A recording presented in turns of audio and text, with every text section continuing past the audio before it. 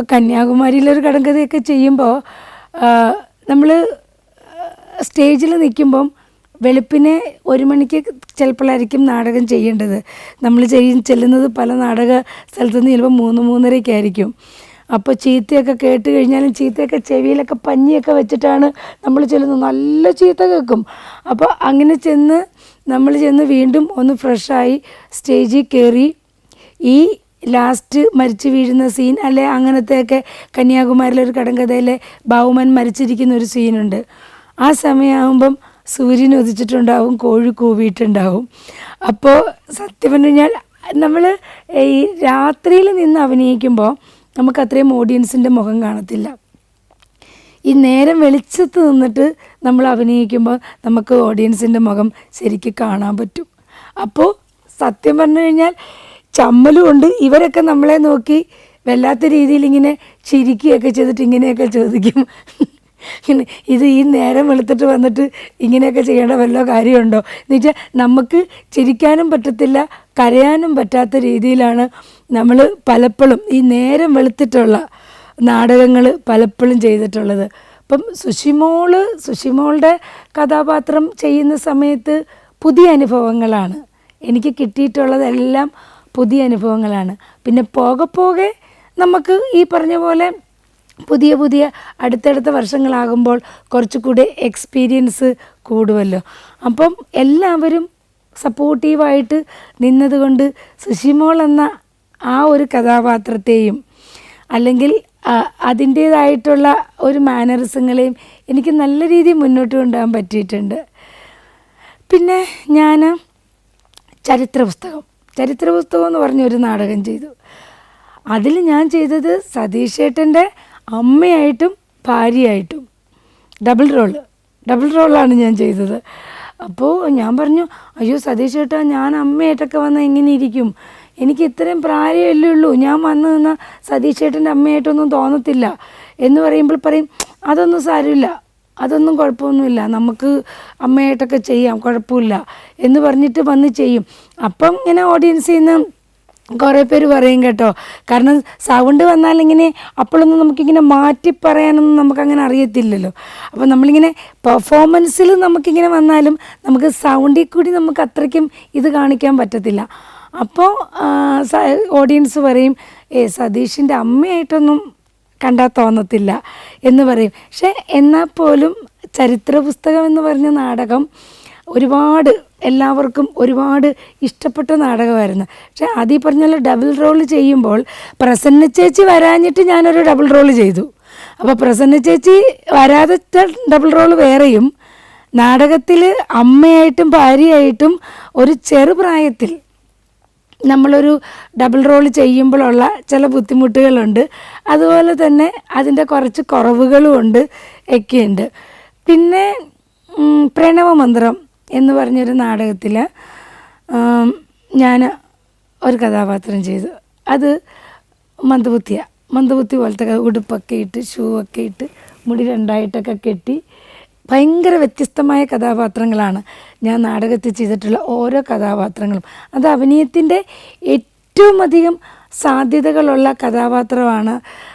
രാജൻ കിഴക്കനേല സാറാണെങ്കിലും സുനിൽ കെ ആനന്ദാണെങ്കിലും ചെറുന്നൂർ ജയപ്രസാദ് ഏട്ടനാണെങ്കിലും ഫ്രാൻസിസ് ടി മാവേലിക്കര ചേട്ടൻ, ഇവരെല്ലാവരും എനിക്ക് തന്നിട്ടുള്ളത് ഭയങ്കരമായിട്ടും പെർഫോം ചെയ്യാനായിട്ടുള്ള കഥാപാത്രങ്ങളായിരുന്നു. പിന്നെ സുന്ദരി എന്ന് പറഞ്ഞിട്ട് ഒരു നാടകം സുന്ദരി ചെയ്തു ആയുധപ്പന്തയത്തിൽ. അതിൽ സാക്ഷരതയുടെ കാലഘട്ടമാണ്. അപ്പോൾ സാക്ഷരത ഇറങ്ങിയ കാലഘട്ടമാണ്. ഈ പഠിപ്പിച്ച് ഓരോരുത്തരെ ഇതാക്കുന്ന ആ ടൈമാണ്. എൻ്റെ കഥാപാത്രത്തിൻ്റെ പേര് സുന്ദരി എന്നാണ്. അപ്പം ഞാൻ പറയുന്നത് ചുൻചരി ഇങ്ങനെ പറയുള്ളൂ, കാരണം എനിക്ക് പറയാൻ അറിയത്തില്ല. ഒരു ആദിവാസി പെൺകുട്ടിയാണ് ഞാൻ. അപ്പം സാക്ഷരത പഠിക്കാൻ പോയിട്ട് വരുന്ന പെൺകുട്ടിയാകുമ്പോൾ അത് പക്ഷേ എന്നോട് ഈ കഥാപാത്രങ്ങളൊന്നും സീമ ഇങ്ങനെ ചെയ്യണം എന്ന് പറഞ്ഞു തന്നിട്ടില്ല. സീമ ഇഷ്ടമുള്ള പോലെ ചെയ്തു എന്നാണ് പറഞ്ഞു തന്നിട്ടുള്ളത്. അങ്ങനൊരു സ്വാതന്ത്ര്യം എനിക്ക് ആ കഥാപാത്രത്തിൽ എനിക്കതിൽ കിട്ടിയിട്ടുണ്ട്. ഒരുപാട് ആരാധകരെ നേടിയെടുത്ത ഒരു കഥാപാത്രമാണ്. അപ്പോൾ ഇങ്ങനെ ഓരോ കഥാപാത്രം നമ്മൾ ചെയ്യുമ്പോഴും നമ്മൾ ഓരോ വേദികളിൽ ചെല്ലുമ്പോഴും എവിടെ നിന്നൊക്കെയാണ് ഈ ആരാധകർ വരുന്നതെന്ന് അറിയത്തില്ല. അപ്പോൾ സത്യം പറഞ്ഞു കഴിഞ്ഞാൽ ഈ നാടകത്തിൽ എന്നെ പിടിച്ചു നിർത്താൻ, അല്ലെങ്കിൽ ഇതിലേക്ക് മുന്നോട്ട് പോവാൻ എത്ര ത്യാഗങ്ങൾ നമ്മൾ സഹിക്കുമ്പോഴും, എത്ര വേദനകൾ നമ്മൾ സഹിക്കുമ്പോഴും, നമ്മൾ മുമ്പോട്ട് പോകാനായിട്ട് ഈ ഓഡിയൻസ് എന്ന് പറയുന്ന ശക്തി, അല്ലെങ്കിൽ നാടകത്തെ അത്രയധികം സ്നേഹിച്ചിട്ടുള്ള നമ്മുടെ വ്യക്തികളുണ്ട്, ഓഡിയൻസ് ഉണ്ട്, ജനങ്ങളുണ്ട്. അവരുടെ ഒരു സ്നേഹം കൊണ്ട് മാത്രമാണ് ഞാൻ നാടകത്തിൽ പിടിച്ചു നിന്നത്. പക്ഷേ ഇപ്പം നാടകം മൊത്തം പോയി കേട്ടോ. ഇപ്പോൾ ഫൈൻ ആർട്സ് സൊസൈറ്റികളില്ല, അല്ലെങ്കിൽ മറ്റ് ഉത്സവപ്പറമ്പുകളിൽ നാടകങ്ങളില്ല. നമ്മൾ ഈ നാടകരംഗത്ത് നിന്നപ്പം കുറേ അപകടങ്ങളുണ്ടായിട്ടുള്ള കുറേ കഥകളുണ്ട്. കഥകളിൽ നിന്ന് തന്നെ പറയാൻ പറ്റുള്ളൂ. അപ്പം എല്ലാ ദിവസവും ഉറക്കം ഉളച്ചിട്ടുള്ള നാടകമല്ലേ. അപ്പം 3ഉം 4ഉം നാടകം ആണ് നമ്മൾ ഓടുന്നത്. കാരണം സംഘമിത്ര എന്ന് പറയുമ്പോൾ കേരളത്തിലെ ഏറ്റവും ഫേമസ് നാടക ട്രൂപ്പ് എന്നതിലുപരി സതീഷേട്ടൻ നാടകരംഗത്തെ മമ്മൂട്ടിയായിരുന്നു. അപ്പോൾ സതീഷേട്ടൻ്റെ നാടകങ്ങൾക്ക് ഭയങ്കരമായിട്ടുള്ള ഓഡിയൻസും ഉണ്ടായിരുന്നു. ഭയങ്കര ഇഷ്ടമായിരുന്നു സതീഷേട്ടൻ്റെ നാടകങ്ങൾ. അപ്പോൾ ഇപ്പോഴും ഞാൻ ഓർക്കുന്നുണ്ട്, ഒരു ദിവസം ട്രിവാൻഡ്രത്ത് നിന്ന് നാടകം കഴിഞ്ഞിട്ട് ഒരു നോമ്പ് കാലമാണ്. അപ്പോൾ ഞങ്ങൾ എറണാകുളത്തിന് വന്നുകൊണ്ടിരിക്കുക. അപ്പം നമ്മുടെ അമ്പലപ്പുഴ പുറക്കാട് വരുന്ന സമയത്ത് അപ്പം ഞാനിങ്ങനെ, അതിപ്പോഴും അതേ സ്വഭാവം തന്നെ കേട്ടോ, എത്ര യാത്ര ചെയ്താലും ഉറങ്ങത്തില്ല. വണ്ടിയുടെ മുമ്പിൽ ഇങ്ങനെ കണ്ണും മിഴിച്ചിരിക്കും. അപ്പം ഒരുപാട് ക്ഷീണമുണ്ട്. എല്ലാവരും പറയും ഒന്ന് ഉറങ്ങ്, സാരമില്ല ചേച്ചി ഉറങ്ങിക്കോ, ഞങ്ങൾ സൂക്ഷിച്ച് വണ്ടി ഓടിച്ചോളാം എന്ന് പറഞ്ഞാലും മുൻ അനുഭവങ്ങൾ അത്രത്തോളം കൂടുതലുള്ളത് കൊണ്ട് ഞാൻ ഉറങ്ങത്തില്ല. ഇതേ സ്വഭാവമായിരുന്നു നാടകവണ്ടിയിലും. ഇങ്ങനെ ഇരിക്കും, കണ്ണും മിഴിച്ചിങ്ങനെ ഇരിക്കും. അപ്പം ഞാൻ ഇങ്ങനെ നോക്കുമ്പോൾ കാണുന്നുണ്ട് വണ്ടി ഇങ്ങനെ പാളിപ്പാളി പോകുന്നുണ്ട്. അപ്പോൾ ദൈവമേ എന്ന് വിളിക്കുമ്പോൾ ഉറങ്ങിയിട്ടില്ലല്ലോ, ഈശ്വരാന്ന് വിളിക്കുന്നതിന് മുമ്പേ നമ്മുടെ വണ്ടി 3 പ്രാവശ്യം മലക്കം മറിഞ്ഞ് 4 വീലും മുകളിലായിട്ട് ആ പുറക്കാട്, നമ്മുടെ പുറക്കാട് ആ ദേശീയപാതയോട് ചേർന്ന് തന്നെ വണ്ടി മറിഞ്ഞു. കൂട്ടക്കരച്ചിലും നമ്മുടെ ആ വണ്ടിയിലെ ആ മറ്റേ സൗണ്ട് ഇതൊക്കെ വെക്കുന്ന ഇതുണ്ട്, അതെല്ലാം മറിഞ്ഞ് ഉണ്ണിയുടെ പിന്നെ നെഞ്ചിലേക്ക് വീണ്. അപ്പം ഞാൻ ഈ വണ്ടി മറിഞ്ഞതിനകത്ത് ഇങ്ങനെ നിൽക്കുകയാണ്. ആൾക്കാർ ഓടി വന്ന് കൂടുമ്പോൾ ഇങ്ങനെ നിൽക്കുക. അപ്പോൾ എനിക്കൊന്നും പറ്റിയിട്ടില്ല, അതിലൊന്നും പറ്റിയിട്ടില്ല, ഇങ്ങനെ നിൽക്കുക.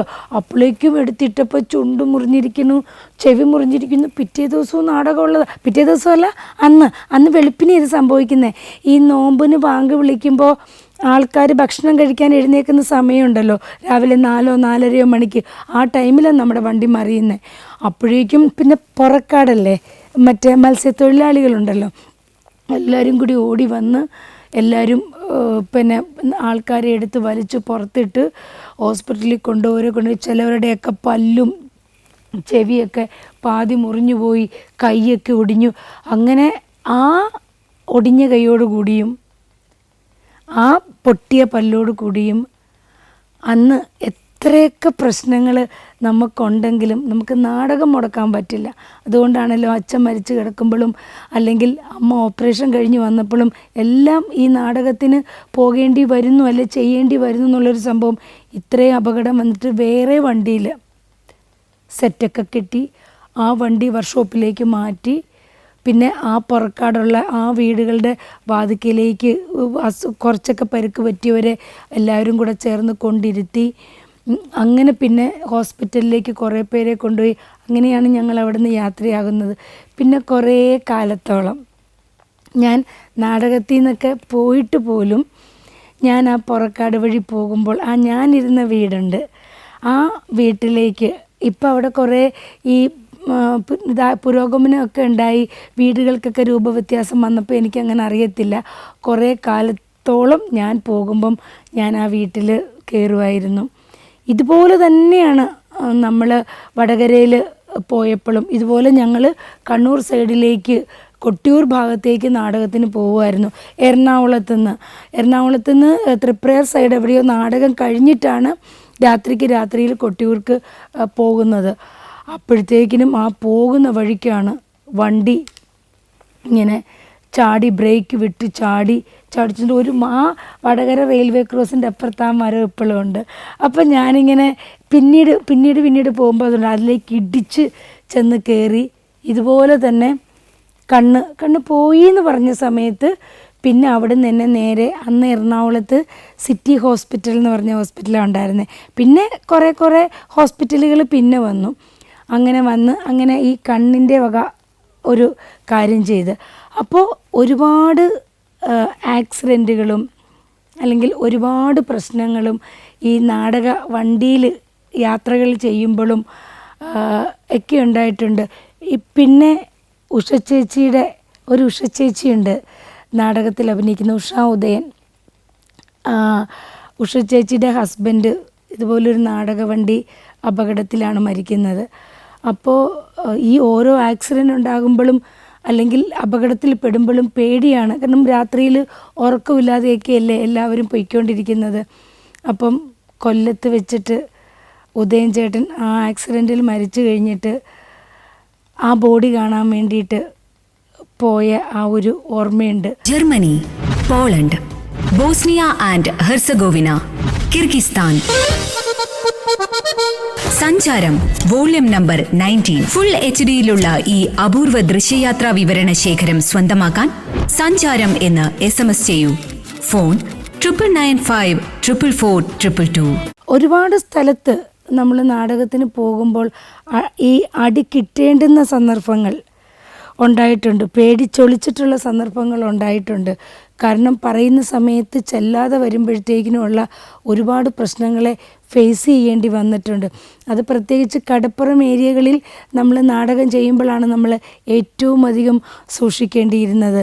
അപ്പം അതിൽ നിന്നൊക്കെ രക്ഷപ്പെട്ടു പോകുന്ന അനുഭവങ്ങൾ എന്ന് പറഞ്ഞു കഴിഞ്ഞാൽ അതൊരു അനുഭവ കഥയായിട്ട് പറയാൻ പറ്റുന്നില്ലെങ്കിൽ പോലും നമ്മുടെ ജീവിതത്തിൽ അനുഭവിച്ച ഓരോ ദുഃഖങ്ങളിലൂടെയാണ് നമ്മൾ ആ നാടക സമയത്തൊക്കെ നമ്മൾ യാത്ര ചെയ്തിട്ടുള്ളത്. പിന്നെ ഞാൻ ഛായാമുഖി ചെയ്തു ലാലേട്ടൻ്റെയും മുകേഷ് ഏട്ടൻ്റെയും കൂടെ. അപ്പോൾ അത് ഛായാമുഖി ചെയ്യുമ്പോൾ ആദ്യമൊന്നും നമുക്ക് സീരിയലിൻ്റെയൊക്കെ തിരക്കുണ്ടായിരുന്നല്ലോ. അപ്പോൾ അതുകൊണ്ട് ഞാൻ ചെയ്യുന്നില്ല എന്നൊക്കെ പറഞ്ഞിട്ട് ഇങ്ങനെ പോന്നു. പ്രശാന്ത് നാരായണൻ ഈ അടുത്ത കാലത്ത് മരിച്ചുപോയി. ഭയങ്കര ബ്രില്യൻ്റ് ആയിട്ടുള്ള ഡയറക്ടറായിരുന്നു. പ്രശാന്താണ് അത് ഡയറക്റ്റ് ചെയ്തത്. അപ്പോൾ നമ്മുടെ വീടിൻ്റെ അടുത്ത് എറണാകുളത്തായിരുന്നു ആദ്യം ഡോൺ ബോസ്കോ, അവിടെയായിരുന്നു റിഹേഴ്സൽ ക്യാമ്പ്. അപ്പം ലാലേട്ടൻ എങ്ങനെ നാടകം ചെയ്യും, അല്ലെങ്കിൽ ലാലേട്ടൻ്റെ കൂടെയുള്ള ഒരു നാടകത്തിൻ്റെ എക്സ്പീരിയൻസ് എന്താ, എങ്ങനെയായിരിക്കും എന്നുള്ളൊരു ആകാംക്ഷ നമുക്കുണ്ടല്ലോ. മുകേഷ് ഏട്ടൻ പിന്നെ നാടക കുടുംബത്തിൽ നിന്നുള്ള വ്യക്തിയാണ്. ബാക്കി മിക്കവരും സ്കൂൾ ഓഫ് ഡ്രാമയിലെ കുട്ടികളാണ്. പക്ഷെ ലാലേട്ടൻ നാടകം ചെയ്യുമ്പോൾ എങ്ങനെയായിരിക്കും ആ നാടകം ചെയ്യണേന്നുള്ള ഒരു തോന്നൽ അല്ലെങ്കിൽ ഒരു ആകാംക്ഷ നമുക്കുണ്ടായിരുന്നു. അപ്പോൾ ഞങ്ങളൊക്കെ നേരത്തെ റിഹേഴ്സൽ ക്യാമ്പിൽ ചെന്നു. ഞങ്ങളെല്ലാം നാടകം പഠിക്കുന്നുണ്ട്, ഡയലോഗ് പഠിക്കുന്നുണ്ട്. അപ്പം നമ്മുടെ പ്രൊഫഷണൽ നാടകം പോലെ അല്ല പ്രശാന്തിൻ്റെ ഡയറക്ഷൻ, കുറച്ച് വ്യത്യസ്തമാണ്. അപ്പോൾ സ്കൂൾ ഓഫ് ഡ്രാമയുടെ സന്തതി ആയതുകൊണ്ട് രണ്ടും കൂടി മിക്സ് ആയിട്ടുള്ള നാടകമായിരിക്കും അദ്ദേഹത്തിൽ നിന്ന് വരെ, കുറച്ച് ക്ലാസ് ആയിരിക്കും. അപ്പോൾ നമ്മളെല്ലാം നേരത്തെ നാടകങ്ങൾ ഓൾറെഡി നാടക ഡയലോഗ്സൊക്കെ പഠിച്ചിട്ടുണ്ടാവും. പക്ഷേ ലാലേട്ടൻ വന്ന് ഇങ്ങനെ ഇരുന്ന് ഇത്രയും വലിയൊരു മഹാനായ വ്യക്തിയല്ലേ, അല്ലെ, വലിയൊരു നടനല്ലേ. പക്ഷേ പ്രശാന്ത് പറഞ്ഞു കൊടുക്കുന്ന കാര്യങ്ങൾ അക്ഷരം പ്രതി കേട്ട് വലിയ സജഷൻസ് ഒന്നും അദ്ദേഹം പറയാതെ പ്രശാന്ത് പറയുന്ന അത് കേട്ടിട്ട് തന്നെ പുള്ളി ചെയ്യും. അപ്പം സിനിമ ചെയ്തിട്ടുണ്ടെങ്കിലും നാടകം ചെയ്യുമ്പോൾ നമുക്ക് വിറയിൽ കൂടുമല്ലോ. പുള്ളിയുടെ കൂടെ നേർന്ന് പറയേണ്ട ഡയലോഗ്സൊക്കെ ഉണ്ട്. അപ്പോൾ ഭയങ്കര ഈ പേടിയും മുട്ടിടിപ്പും ഒക്കെയാണ്. പക്ഷെ അതിനെ കൂളാക്കി ലാലേട്ടൻ സാരമില്ല, പേടിക്കേണ്ട, ടെൻഷൻ അടിക്കേണ്ട, നമുക്ക് കൂളായിട്ട് പോകാം, പേടിക്കേണ്ട കാര്യമൊന്നുമില്ലല്ലോ, പുള്ളിയുടെ ശൈലി ഉണ്ടല്ലോ, എന്തിനാണ് പേടിക്കുന്നത്, നമുക്ക് കൂളായിട്ട് പോകാം എന്ന് പറഞ്ഞിട്ട് അങ്ങനെ പോകുന്നു. അപ്പോൾ ദിവസങ്ങളോളം ആ നാടക ക്യാമ്പിൽ അദ്ദേഹം വന്നു.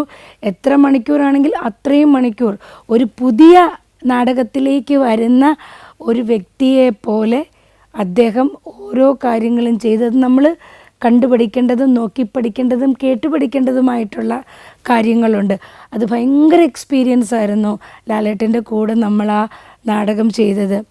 നിശാഗന്ധി ഓഡിറ്റോറിയത്തിൽ, ട്രിവാൻഡ്രത്ത് നിശാഗന്ധി ഓഡിറ്റോറിയത്തിൽ നാടകം ചെയ്യുമ്പോൾ ശരിക്കും ലാലേട്ടൻ വരുമ്പോഴൊക്കെ നിറഞ്ഞു കവിഞ്ഞ സദസ്സാണ്. എന്താണ് ആ ഒരു ലൈവായിട്ട് ഒരു സിനിമ ഒരു തിയേറ്ററിൽ പോയിരുന്ന് കാണുന്നത് പോലെയല്ല, ലൈവായിട്ടൊരു നാടകത്തിൽ കൂടെ ചെയ്യുമ്പോൾ എന്താണ് നമുക്ക് അവിടെ ഉണ്ടാകുന്ന ഒരു ഫീല്, അല്ലെ ഓഡിയൻസിൽ നിന്ന് കിട്ടുന്ന ഒരു പ്രതികരണം എന്താണെന്ന് നമുക്ക് പറഞ്ഞറിയിക്കാൻ പറ്റത്തില്ല. അത്രയും ഗംഭീരമായിട്ടാണ് ലാലേട്ടൻ ആ നാടകം ചെയ്തതും അതുപോലെ കൂടെ ഉണ്ടായിരുന്ന അത്രയും ആർട്ടിസ്റ്റുകളെ ഒരു കംഫർട്ടബിൾ സോണിൽ നിർത്തി തന്നെയാണ് ലാലേട്ടൻ ചെയ്തത്. പിന്നെ എനിക്ക് ഛായാമുഖി ചെയ്യാൻ പറ്റിയില്ല. കാരണം എനിക്കിവിടെ കുറച്ച് തിരക്കുകൾ വന്നപ്പോഴത്തേക്കിന് സിനിമയും സീരിയലും വന്നപ്പോൾ ചെയ്യാൻ പറ്റിയില്ല. എന്നെ കുറേ നിർബന്ധിച്ചു. ബാംഗ്ലൂർ നാടകം ഉണ്ടായിരുന്നു, അപ്പോൾ കുറേ നിർബന്ധിച്ചു, എനിക്കത് പോകാൻ പറ്റിയില്ല. പക്ഷേ നേരത്തെ 2 ആക്സിഡൻറ്റിൻ്റെ കഥ ഞാൻ ഇപ്പോൾ പറഞ്ഞു, ഒരു കഥ പോലെ പറഞ്ഞു.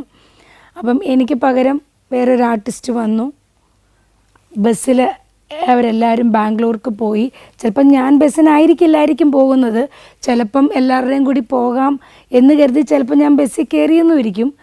എന്താണെങ്കിലും ആ ബാംഗ്ലൂർക്ക് നാടകത്തിന് പോയി തിരിച്ചു വരുന്ന വഴിക്കാണ് ആ വണ്ടി ആക്സിഡൻ്റ് ആകുന്നത്.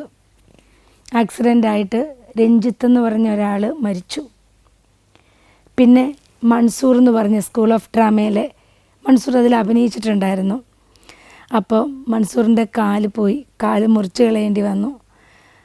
അങ്ങനെ കുറേ കാലം ഞാൻ പലയിടത്തും ചെല്ലുമ്പോഴൊക്കെ മൻസൂറിനെ കണ്ടിട്ടുണ്ട്. ഒരു ദിവസം ഞാൻ കേട്ടു, മൻസൂർ കെട്ടിടത്തിൻ്റെ മുകളിൽ നിന്ന് ചാടി ആത്മഹത്യ ചെയ്തു. കാരണം അത്രയും കാലം ലൈവിൽ പോയിക്കൊണ്ടിരുന്ന മൻസൂർ കാല് മുറിച്ച് മാറ്റപ്പെട്ടിട്ട് കിടക്കുക എന്നൊക്കെ പറയുമ്പോൾ ഉണ്ടായ ആ ഒരു മനസ്സിൻ്റെ വിഷമം കൊണ്ടാകാം അന്ന് ആ വണ്ടിയിൽ ഞാൻ ഉണ്ടാവേണ്ടതായിരുന്നു. അപ്പോൾ അങ്ങനെ ഛായാമുഖിക്ക് അത് വലിയൊരു ആക്സിഡൻ്റ് ഉണ്ടായി. പിന്നെ ഛായാമുഖി നാടകം കളിച്ചിട്ടില്ല. പിന്നെ ഒരു സ്നേഹയുണ്ട്, നിങ്ങൾക്കൊക്കെ അറിയാം സ്നേഹ, നമ്മുടെ മറിമായത്തിലൊക്കെയുള്ള സ്നേഹ.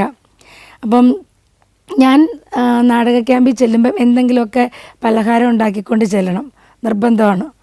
അപ്പോൾ ഞാൻ എന്തെങ്കിലുമൊക്കെ ഉണ്ടാക്കിക്കൊണ്ട് പോയിന്, വലിയ പേരുകളൊന്നും ഉണ്ടാവില്ല. അപ്പോൾ എനിക്ക് പറ്റുന്ന രീതിയിൽ എന്തെങ്കിലും ചെയ്തുകൊണ്ടങ്ങ് പോകും. അപ്പോൾ ഒരു ദിവസം ഞാൻ നമ്മുടെ ഈ ഇഡലിയുടെ മാവ് എടുത്ത് അതിനകത്ത് കുറച്ച് ഉള്ളിയും കുറച്ച് സവാളയും കരിയാപ്പിലയൊക്കെ കൂടി അരിഞ്ഞ് ഉണ്ണിയപ്പ ചട്ടിയിൽ എണ്ണ തൂത്തിട്ട് ഈ ഉണ്ണിയപ്പം കോരി ഒഴിച്ചിട്ട് ഞാൻ ഇതും കൊണ്ടുപോയി, കുറേ ചട്നി ഉണ്ടാക്കിക്കൊണ്ട് പോയി. അപ്പോൾ ഇത് എല്ലാവർക്കും ഇഷ്ടമായി, എല്ലാവരും ഭയങ്കര ടേസ്റ്റാണ്, കഴിച്ചു. അപ്പോൾ ഇതിന് പേരെനിക്കറിയത്തില്ല. പിന്നീട് ആരോ പറഞ്ഞു കേട്ടു പനിയാരം എന്നാണെന്ന് പറഞ്ഞു, എനിക്കറിയില്ല, പനിയാരം എന്നാണെന്ന് തോന്നുന്നു. അപ്പം സ്നേഹ പേരിട്ട് സീമാപ്പം. അപ്പം സീമാമ്മ ഉണ്ടാക്കിക്കൊണ്ടുവന്ന അപ്പം സീമാപ്പം. അപ്പം ഈ ബാംഗ്ലൂര് ആക്സിഡൻറ്റിൽ ശരിക്കും സ്നേഹയുണ്ടായിരുന്നു. അപ്പം മരട് PSN മിഷൻ ഹോസ്പിറ്റലിൽ അവരെ കൊണ്ടുവന്നപ്പം എനിക്ക് സങ്കടം വരികയും ഞാൻ ചിരിച്ചു പോയ ഒരു നിമിഷവും കൂടിയാണ്. അപ്പം അവിടുന്ന് എല്ലാവരും വന്നു, അവരവരുടെ നാട്ടിലെ അടുത്തടുത്ത ഹോസ്പിറ്റലുകളിലേക്ക് കൊണ്ടുവന്നു. കാരണം വീട്ടുകാർക്കും കൂടി സൗകര്യമായതുകൊണ്ട് അങ്ങനെ ഞാൻ കാണാൻ പോകാനായിട്ട് വിളിച്ചു ഞാൻ. അപ്പോൾ സ്നേഹയുടെ അമ്മ ഫോൺ എടുത്തപ്പം കൊണ്ടുവന്നിട്ടുണ്ട് PSNലേക്ക്. അപ്പം ഞാൻ പറഞ്ഞു, അമ്മ അതെ ഞാൻ എത്തുകയാണ് എന്ന് പറഞ്ഞിട്ട് ഞാൻ ഇറങ്ങാൻ വേണ്ടി പോകുമ്പം ഫോണിൻ്റെ അപ്പുറത്ത് സീമാമ്മ വരുമ്പോൾ എനിക്ക് സീമാപ്പം ഉണ്ടാക്കിക്കൊണ്ട് വരുമോയെന്ന്. അപ്പം ഇവിടെ കാലും കൈയും വേദന എടുത്ത് ഹോസ്പിറ്റലിൽ കിടക്കുന്ന സമയത്തും സ്നേഹ എന്നോട് ചോദിച്ചത് അതുണ്ടാക്കിക്കൊണ്ട് വരുമോയെന്നാണ്. അപ്പം ഞാൻ പറഞ്ഞു, മോളെ പെട്ടെന്ന് ചോദിച്ചു കഴിഞ്ഞാൽ അതുണ്ടാക്കാനായിട്ടുള്ള നമുക്കങ്ങനെ മാവൊന്നുമില്ലല്ലോ. അപ്പം ഞാൻ പെട്ടെന്ന് പോയിട്ട് മാവ് മേടിച്ചുകൊണ്ട് വന്നിട്ട്, സെപ്പറേറ്റ് നമുക്ക് റെഡിമെയ്ഡ് കിട്ടുമല്ലോ, അപ്പം അത് മേടിച്ചുകൊണ്ട് വന്നിട്ട് അത് ഉണ്ടാക്കി അതും കൊണ്ടാണ് പിന്നെ ഞാൻ സ്നേഹയെ കാണാൻ വേണ്ടി പോയത്. പിന്നീട് ആ നാടകം ചെയ്തില്ല. പിന്നെ നമുക്കൊരു ഒരു സ്റ്റേജ് പെർഫോമൻസ് ചെയ്യാം എന്നൊക്കെ പറഞ്ഞിട്ട് ഞങ്ങൾ അവിടെ നിന്ന് എല്ലാവരും കൂടി നമുക്കൊരു ചെയ്താലോ എന്നൊക്കെ, ഇതല്ല ഛായാമുഖി അല്ല വേറൊരു നാടകം ചെയ്യാം എന്നൊക്കെ വിചാരിച്ചെങ്കിലും പലരുടെയും തിരക്കുകൾ കാരണങ്ങൾ കൊണ്ട് നമുക്ക് അത് ചെയ്യാൻ സാധിച്ചില്ല. അപ്പം നാടകം എന്ന് വന്നാലും, നാടകം ഏത് രീതിയിൽ വന്നാലും എനിക്ക് നാടകത്തോടുള്ള ഇഷ്ടം കൊണ്ട് നാടകം തന്നെ ചെയ്യണമെന്ന് ഒരുപാട് ആഗ്രഹമുണ്ട്.